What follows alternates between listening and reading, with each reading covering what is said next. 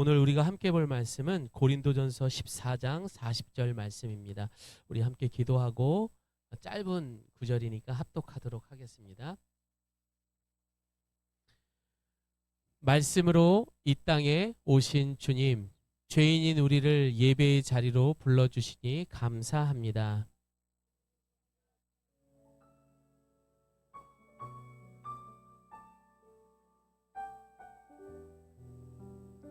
예수님의 이름으로 기도드립니다. 아멘. 우리 함께 말씀 두 번 연속해서 우리가 합독하겠습니다. 시작. 모든 것을 품위 있게 하고 질서 있게 하라. 한 번 더 합니다. 시작. 모든 것을 품위 있게 하고 하라. 예. 여러분 이제 봄이 왔습니다. 봄이 왔어요. 자, 저를 한번 좀 볼까요? 예. 근데 표정은 여전히 한겨울이네요. 지금 다들. 자, 봄이 왔습니다. 그래서 우리 옆에 분하고 인사하겠습니다. 당신은 꽃보다 아름답습니다.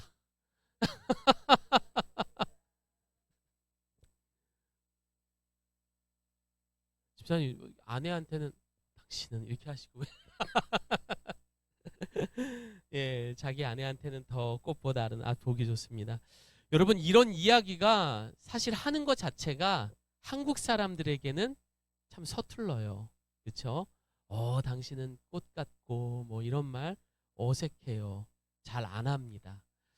물론 세상에서는 안 하고 싶으면 안 해도 되고 하고 싶으면 해도 됩니다. 그러나 우리가 그리스도를 본받아서 성숙한 성도가 되어가는 과정 속에서는 또한 될 때에는 사실상 싫어도 해야 할 때가 있고 억지로라도 해야 하는 것, 이것이 바로 성숙한 그리스도인이요 또한 우리가 가져야 할 품위라는 것입니다. 여러분, 품이라는 말 듣기만 해도 뭔가 좀 그럴듯해 보이지 않습니까? 오늘 이 시간 그럴듯한 정말 괜찮은 성도가 되기 위해서 우리가 그리스도인의 성품에 대해서 함께 말씀을 보려고 합니다. 자, 저를 한번 따라해 보겠습니다. 네, 잘 못하지만 제가 해보겠습니다. 시작.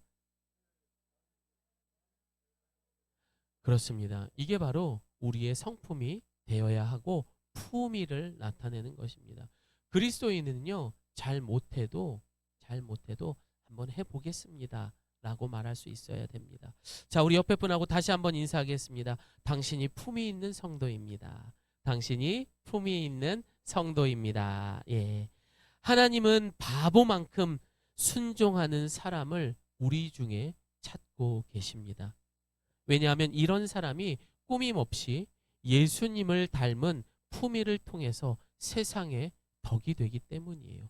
이런 사람들은 사실상 이 세상에 없거든요. 그래서 우리 하나님께서는 이렇게 순종하는 사람을 찾고 계십니다. 여러분, 요즘 교회 안에 보면 정보가 흘러넘칩니다. 또한 우리 성도님들을 보면은 참 똑똑한 분들이 많습니다. 그리고 조금씩 우리가 살다 보면 세상의 그런 직분과 인생의 경험이 쌓이면서 내가 책임지고 그리고 누려야 하는 그런 가족, 건강, 또 편히 쉴 수 있는 집 뿐만 아니라 성경의 지식, 또 다양한 은사와 체험 신앙과 그런 경험들을 우리가 이제 다양하게 세월을 따라 이제 가지게 되면서 사실상 우리는 순종보다는 거절하는 경우가 더 많습니다.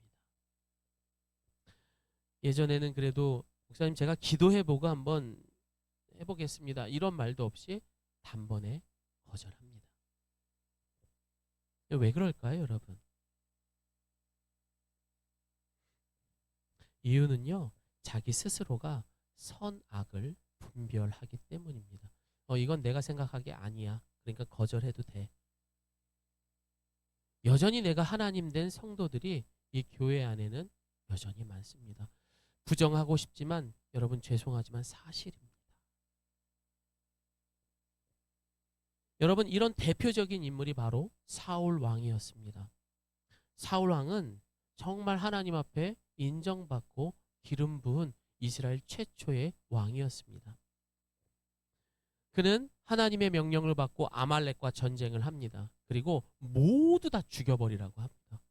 그러나 사울이 생각하기에는 그곳에 괜찮은 소도 있고 괜찮은 양도 있네.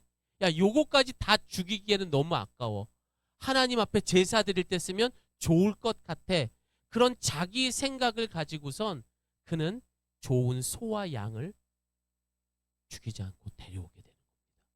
그러자 사무엘이 사울 왕을 찾아가서 넌 왜 불순종했느냐? 아니 무슨 소리입니까? 제가 다 순종했지 않습니까? 이게 어떻게 불순종입니까? 끝까지 자기 고집을 놓지 않았습니다. 자, 그러자 어떻게 이야기했는지 성경을 함께 볼까요? 시작. 여호와를 더 기쁘게 할 것이 무엇이겠소?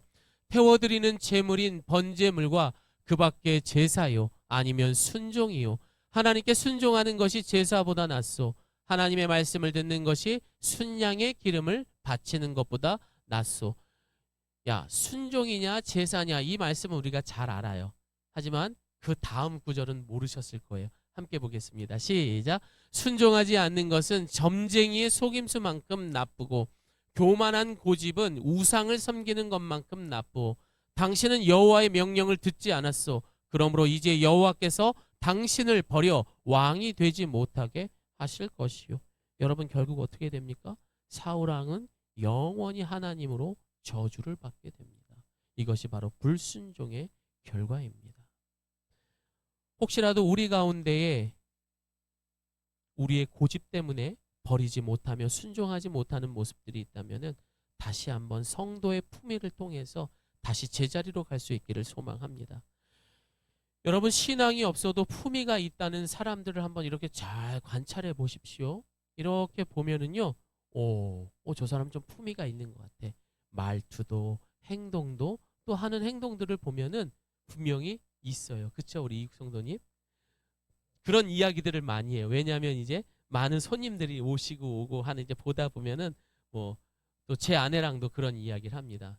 일명 뭐 진상 고객들 뭐 또 반면에 괜찮은 품위 있는 사람들. 그러나 우리가 그렇게 품위가 있다, 뭐 저 사람 좀 덕이 있다, 성품이 괜찮다 이런 말을 할 수 있는 것은요 분명 우리가 가질 수 없는 것들을 가지고 있기 때문에 이런 소리를 듣는 것입니다. 그렇다고 해서 우리도 그들처럼 점잖고 위엄 있고 있어 보여야만 그런 품위 있는 성도가 된다라는 말은 아닙니다. 그럼 어떤 것이 품위 있는 성도입니까? 여러분 아주 쉽습니다. 이 세상에서 가장 품위 있는 사람은 딱 한 분밖에 안 계세요. 누구예요? 예수님이죠, 여러분. 여러분 항상 내가 답이 없을 때는 예수님을 생각하면 됩니다. 품이라는 것은 여러분 일단 한번 생각해 봅시다. 일괄성이라는 것이 가장 중요합니다. 왜냐하면 괜찮을 때는요, 여러분 누구나 품이 있는 척 할 수 있어요. 내가 물질적으로나 시간적으로나 건강적으로 여유가 있으면은요, 품위 있게 행동을 할 수가 있습니다. 그러나 여러분 가장 극한 순간에 가장 밑바닥으로 떨어졌을 때 어떻게 될까요? 결국에는요, 우리 속사람이 견디지 못합니다. 한계에 다다르게 되면서 그 마지막 밑바닥에서는 원래의 자기의 성품들이 나올 수밖에 없더라고요. 그래서 이 품이라는 것은 일단은 일괄성이 있어야 됩니다. 그러나 여러분 예수님은 이 땅에 오셨을 때에도 사실상 그냥 초라한 인간으로 이 땅에 오셨습니다. 그러나 돌아가실 때는 가장 밑바닥에 인생이 어떤 건지를 우리에게 보여주셨습니다. 그러나 그 예수님께서는 그 십자가의 가장 밑바닥 속에서도 보여주신 정말 이 사람이 메시아 맞구나 라고 할 만큼 이 세상의 가장 큰 은사요 또한 그의 품위를 보여주셨던 사랑이라는 것을 보여주시고 그렇게 이 세상을 떠나셨습니다. 그렇게 예수님은 교회의 머리가 되셔서 세상을 구원할 복음을 전하기를 원하십니다. 그 밑바닥에서도 그 얘기를 하셨잖아요. 주님, 저들은 저들의 죄를 모릅니다. 용서해 주세요. 여러분 이건 아무나 할 수 있는 이야기가 아닙니다. 이따가 제가 준비한 것까지 한번 다 보시게 되면은 여러분 그 십자가는 쉬운 게 아니에요. 아마 이따 보시면은 와 이러실 겁니다.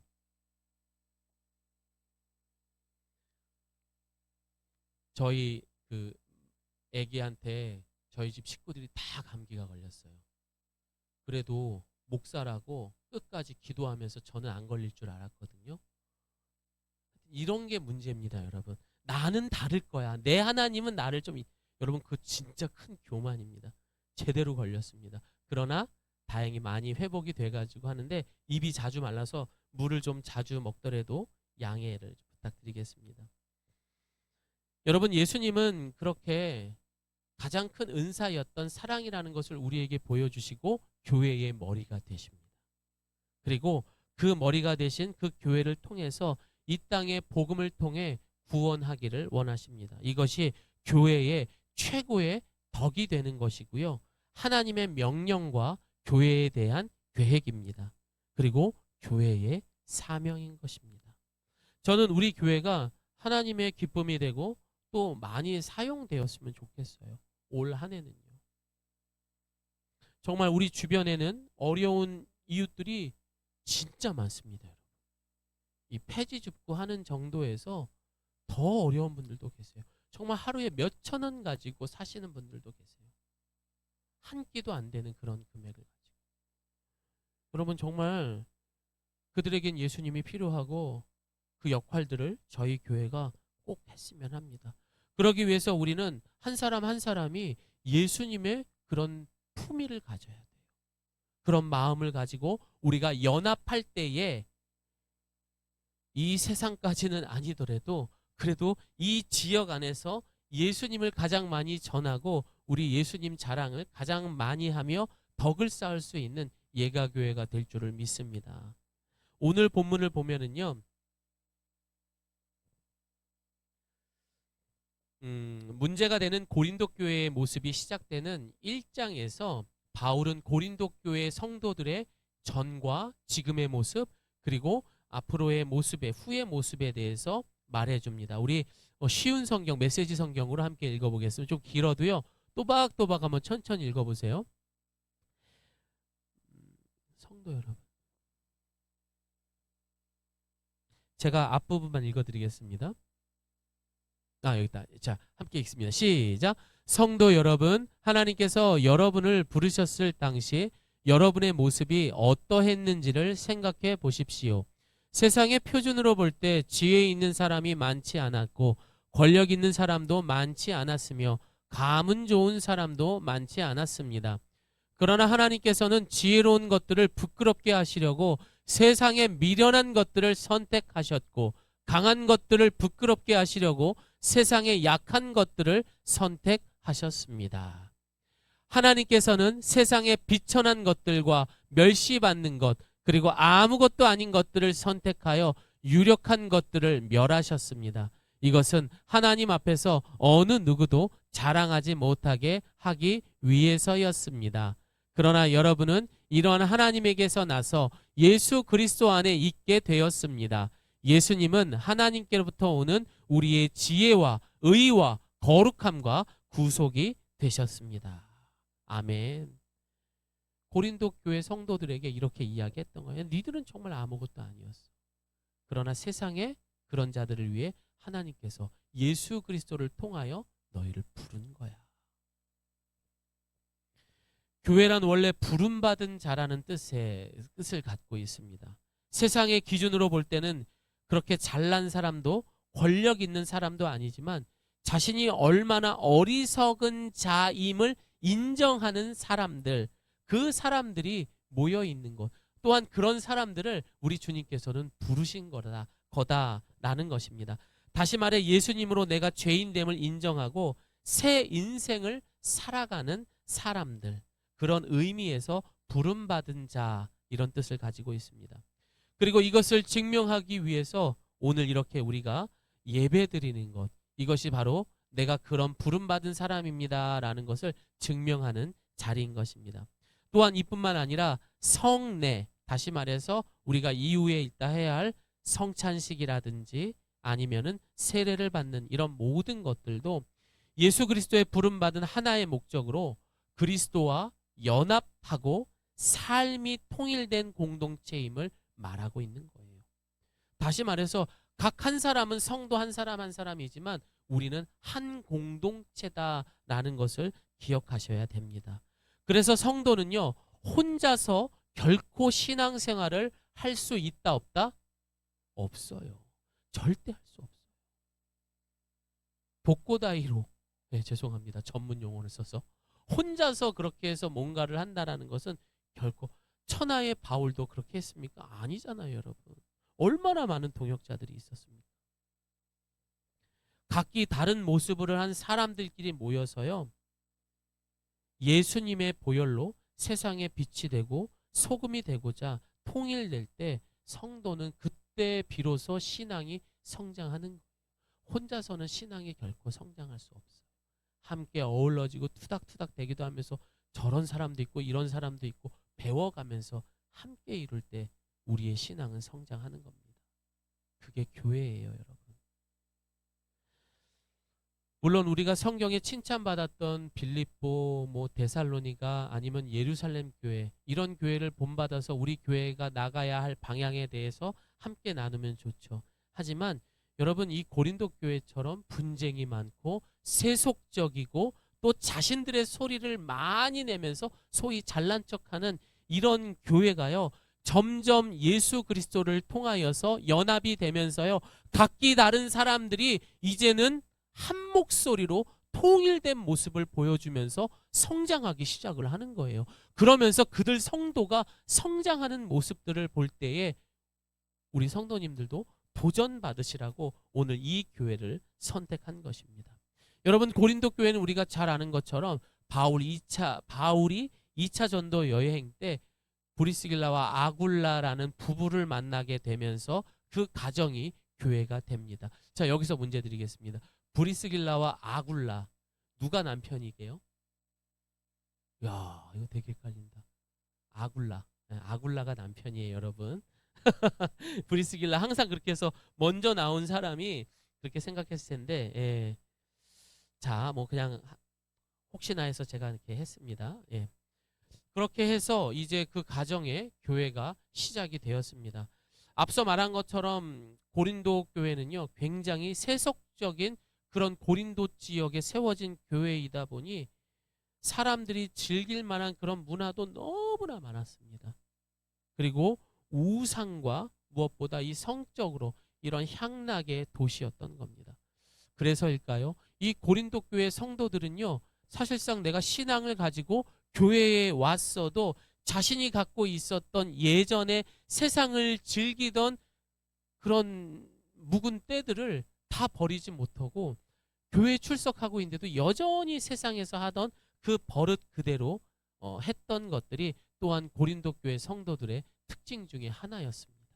그러니 여러분, 쉽지 않죠.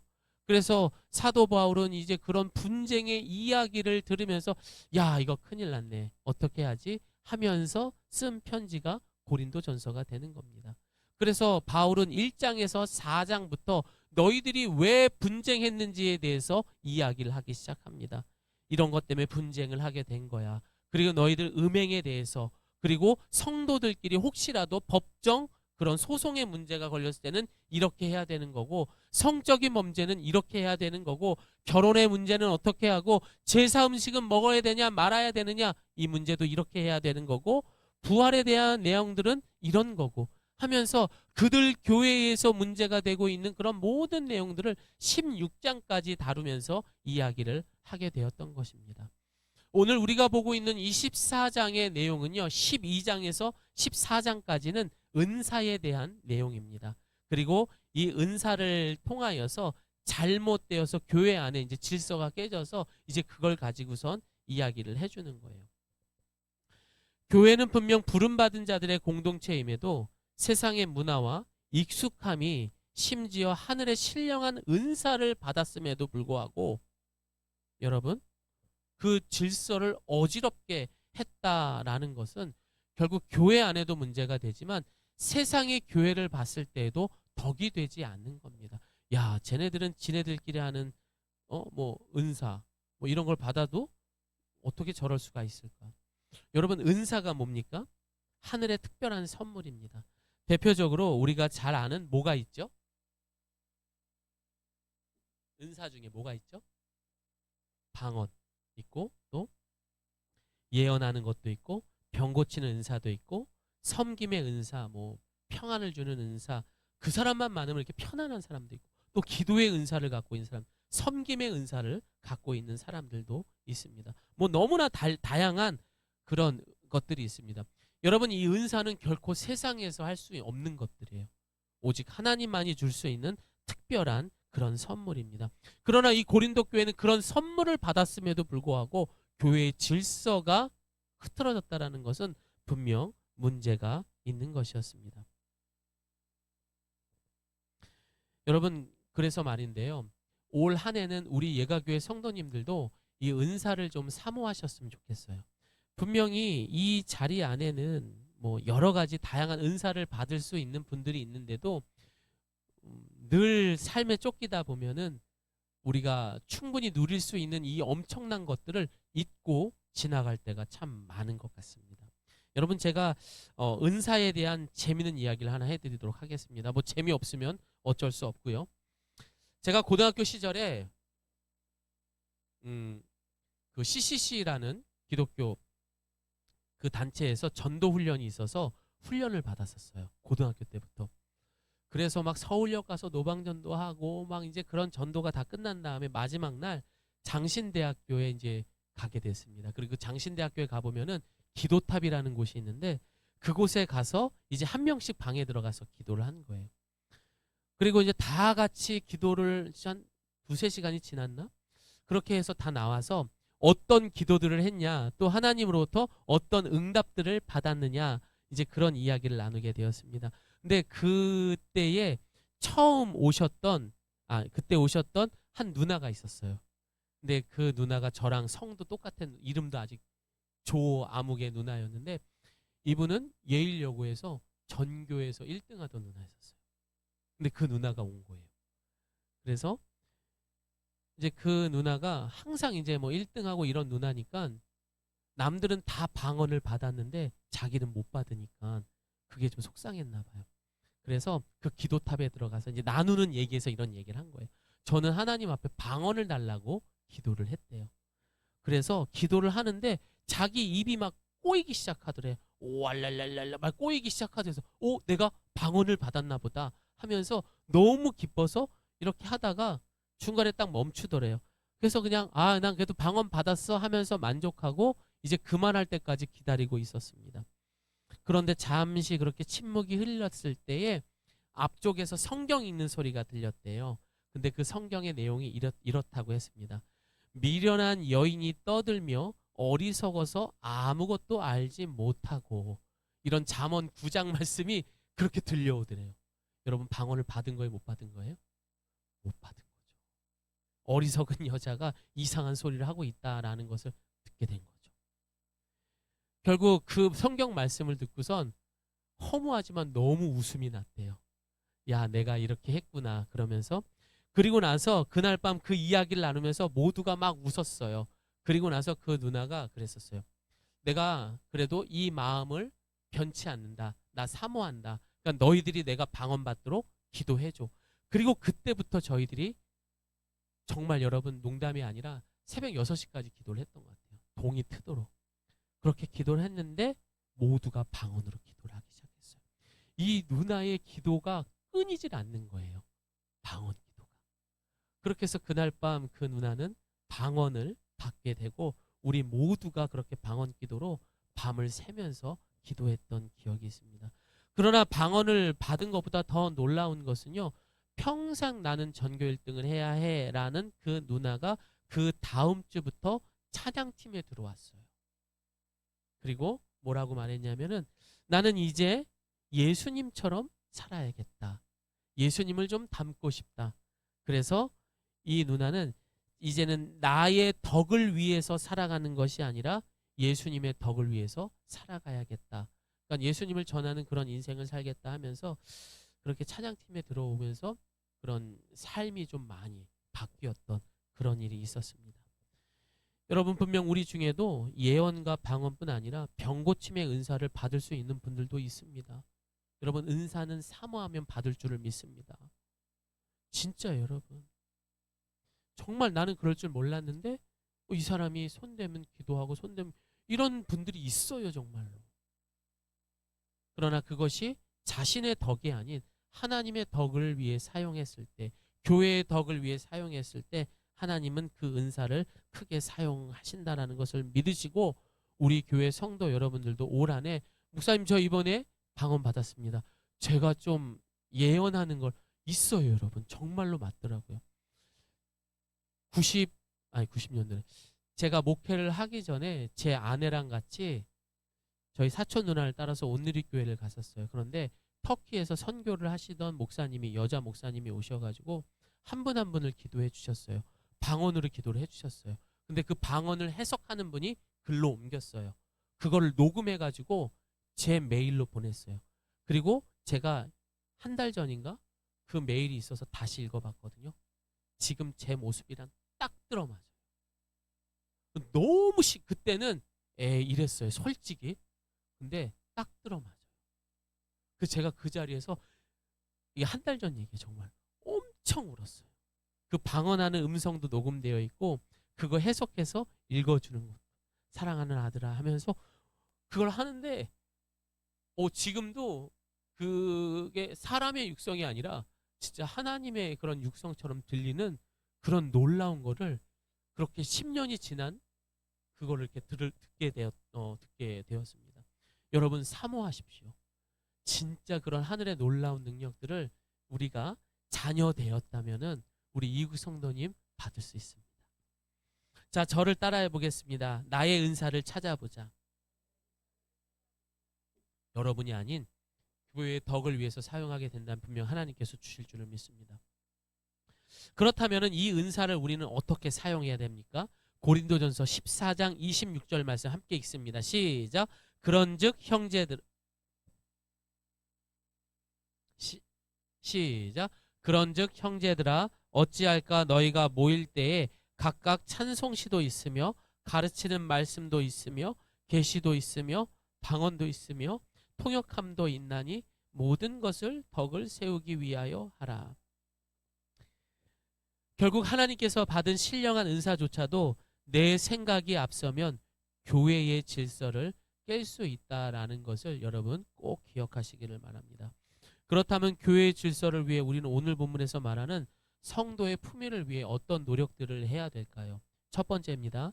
내 자신이 어리석은 죄인임을 늘 인정할 수 있어야 됩니다. 모세가 죽고 난 다음에 그 다음에 지도자가 누구였습니까? 여호수아였습니다. 여러분, 여호수아는 죄송한 표현이지만 풋내기였습니다. 모세에 비하면 어마어마했죠. 그 감당할 수 없는 부담감. 그뿐 아닙니다. 나는 아이라 아무것도 말할 수 없고 아무것도 할 수 없습니다 라고 말했던 눈물의 선지자 예레미야도 그랬습니다. 또한 오늘 본문을 기록했던 바울조차도 나는 죄수 중에 괴수, 괴수 중에 괴수였다 라고 자신을 인정했습니다. 여러분, 내 자신을 인정하고 부인할 때 하나님은 우리가 상상할 수 없는 일을 하시는 분이라는 것을 여러분 꼭 기억하셔야 돼요. 인정했을 때. 어리석다라는 것은요, 늘 좌로나 우로 옳지 못하는 판단을 내가 하기에 실수를 한다라는 뜻입니다. 가끔 우리 실수하죠. 그럼 그게 어리석은 사람인 거예요. 그러나 많은 사람들은 자신이 약함을 드러내지 않습니다. 요즘 시대에 나의 약함을 드러내는 것은 크게 작용하기 때문입니다. 그러나 성경에서 말하는, 오늘 본문에서 말하는 그 인정하다라는 것은 인정하기 전까지는 거기까지가 한계였지만 인정하고 나면은요, 거기서부터가 하나님의 역사의 시작이라는 것을 기억해야 되는 거예요. 인정하기 전까지는 거기까지가 한계였어요. 그 이상은 못해요. 하지만 우리는 거기서부터 인정하면 그때부터 시작하는 겁니다. 여러분, 그러니 늘 우리가 내가 어리석은 사람입니다. 나는 죄로 인하여 무너질 수밖에 없는 죄인입니다. 인정할 수 있기를 바랍니다. 두 번째로 다름을 배움으로 다룰 줄을 알아야 됩니다. 세상엔 너무나 다양한 사람들이 있습니다. 다른 사람들이 있는 거지 틀린 사람이 있는 게 아니거든요. 자, 그런 사람들이 이제 교회에 오다 보니까 교회는 세상에서 가장 변하지 않는 공동체가 바로 이 교회입니다. 결코 변하지 않습니다. 그 이유는 첫 번째로 하나님이 보이지가 않아요. 그러다 보니 너의 하나님이 있고 이 사람의 하나님이 있고 저 사람의 하나님이 있어요. 다 자기 하나님이 맞대요. 이건 뭐 잘못된 거죠. 두 번째는 각자가 다른 생각과 다른 성격을 가진 죄인들이 모여 있는 곳이기 때문에 여러분 늘 우리는 틀렸다 하면서 그런 자신의 신앙의 경력, 체험 뭐 이런 것들을 절대적으로 신뢰하면서 그렇게 고집을 부리는 경우가 있어서 교회가 잘 변하지 않는 곳이다 라고 말합니다. 여러분 하나님은 한 분이십니다. 그래서 우리가 살아갈 때도 통일된 삶을 살아가는 것이 맞습니다. 여러분. 예수 믿는 사람들을 가만히 보십시오. 제대로 예수 믿는 사람들 보면요 비슷비슷해요. 오 말투가 온화하네. 오 되게 친절하네. 늘 웃음이 있네. 야 참 저 사람 대단하네. 공통적인 것들이 있습니다.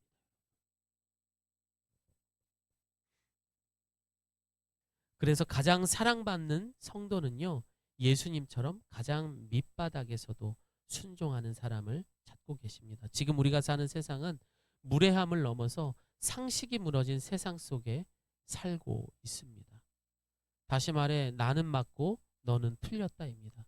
오늘 본문에서 바울은 여자들에게 교회에서 너희들 여자들 잠잠해라 이렇게 이야기를 합니다. 자칫 이 말에 대해서는 오해할 수가 있습니다. 먼저 이 당시에는 남성 우월주의가 있었어요. 그러다 보니 문화적으로 여자가 약간 천시당하는 무시당하는 그런 부분들이 있지만 사실상 바울이 의도했던 내용 여자들아 잠잠해라 이 말은 하나님께서 받은 너희들이 받은 그 신령한 방언에 대한 은사들을 너무 너를 위해서 남발하지 말고 그건 덕이 안 되는 행동이니까 그렇게 하지 말고 품이 있는 성도가 되어라 하는 의미가 담겨져 있는 것입니다. 이제 말씀을 마무리합니다. 그럼 성도의 품이란 무엇입니까? 저는 좀 쉽게 한번 해석을 해보려고 했습니다. 세상에서 나도 예수님처럼 살겠다. 나도 그런 품위로 살겠다라고 그걸 정의한다면 너무 어려울 것 같아요. 그렇죠? 그래서 저는 이렇게 했어요. 야 적어도 내가 예수 믿는 사람이라면 예수님 욕먹이지 않도록 사는 인격과 삶 이게 우리 성도의 품위가 되지 않을까 이런 생각을 해봅니다.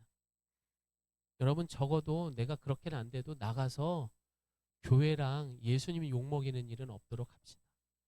네, 말투도 그렇고 아무 데서나 그냥 뭐 쓰레기 버리고 아무 데서나 뭐 이렇게 하고 막 항상 그런 것들을 통해서 세상에 덕이 될 수 있는 모습을 통해 우리 예수님이 참 좋은 분이라는 것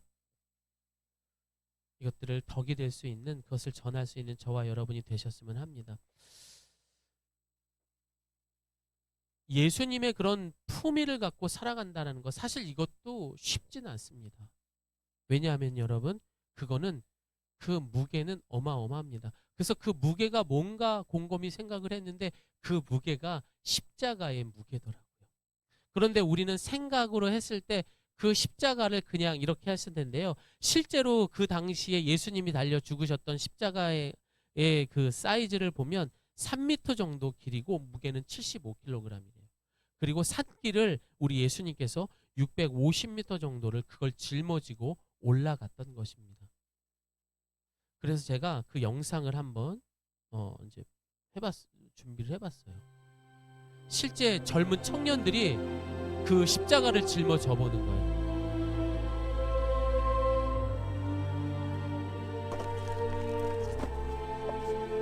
빨리 안 올라가?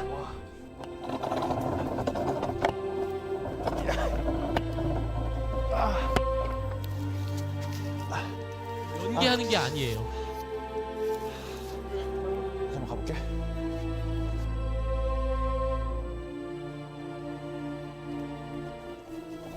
으라짜! 와!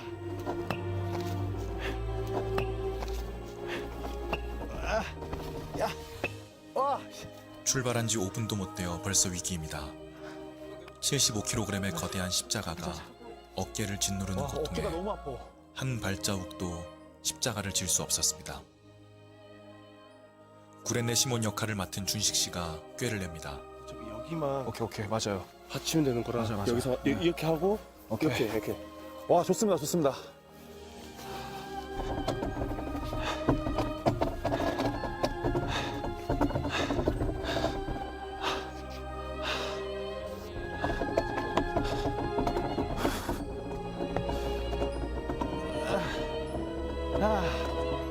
아, 75kg의 십자가를 지고 680m의 산길을 걸어갑니다. 예수님도 십자가를 지고 600여 미터를 걸어가셨습니다.